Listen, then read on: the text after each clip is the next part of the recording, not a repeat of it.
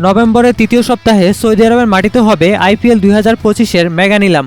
একাধিক পরিবর্তন আর লম্বা রিটেশন পর্ব শেষে বেশ নতুন করেই আসছে এবারের আইপিএলের নিলাম পর্ব। আগে থেকেই জানা গিয়েছিল এবারের মেগা নিলামে নাম দিয়েছেন 13 জন বাংলাদেশি ক্রিকেটার। আইপিএল কর্তৃপক্ষ আজ সন্ধ্যায় প্রকাশ করেছে শর্টলিস্টে থাকা 574 জন ক্রিকেটারের নাম। সেখানে আছে আইপিএলের দুই নিয়মিত মুখ সাকিব আল হাসান এবং মুস্তাফিজুর রহমানের নাম। সেই সঙ্গে কলকাতা নাইট রাইডার্সে এক ম্যাচের সুযোগ পাওয়া লিটন কুমার দাসের নামটাও খুঁজে পাওয়া যায় সেই তালিকায়। মুস্তাফিজুর রহমান, সাকিব আল হাসানের নাম ছাড়াও এবারের আইপিএলের মেগা নিলামে বাংলাদেশের হয়ে থাকবেন আরও 10 জন। রিশাদ হোসেন, লিটন দাস, তৌহিদ হৃদয়, তাসকিন আহমেদ, মেহেদী হাসান মিরাজ, শরীফুল ইসলাম, তানজিদ হাসান সাকিব, শেখ মেহেদী হাসান, হাসান মাহমুদ এবং নাহিদ রানা।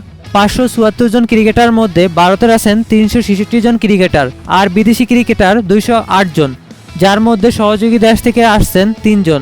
নিলামের ক্রিকেটারদের মধ্যে 318 জন ভারতীয় ও 12 জন বিদেশি ক্রিকেটার এখন পর্যন্ত আন্তর্জাতিক ক্রিকেট খেলেননি। নিলাম থেকে সর্বোচ্চ 204 জন ভারতীয় এবং 70 জন বিদেশি ক্রিকেটার কেনার সুযোগ রয়েছে। বাংলাদেশি ক্রিকেটারদের মধ্যে সর্বোচ্চ 2 কোটি রুপি বৃত্তিমূল্য মুস্তাফিজুর রহমানের, যিনি আইপিএলের সর্বশেষ আসরে একাধিকবার হয়েছিলেন পার্পল ক্যাপের মালিক। 1 কোটি রুপি বৃত্তিমূল্য মেহেদী হাসান মিরাজ, সাকিব আল হাসান ও তাসকিন আহমেদের।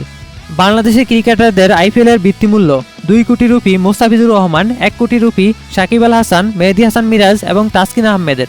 75 লাখ রুপি রিশাদ হোসেন, লিটন দাস, তৌহিদ হৃদয়, শরীফুল ইসলাম, তানজিদ হাসান সাকিব, শেখ মেহেদী হাসান, হাসান মাহমুদ, নাহিদ রানা। সকল ধরনের খেলার খবর পেতে আমাদের চ্যানেলটি সাবস্ক্রাইব করে রাখুন।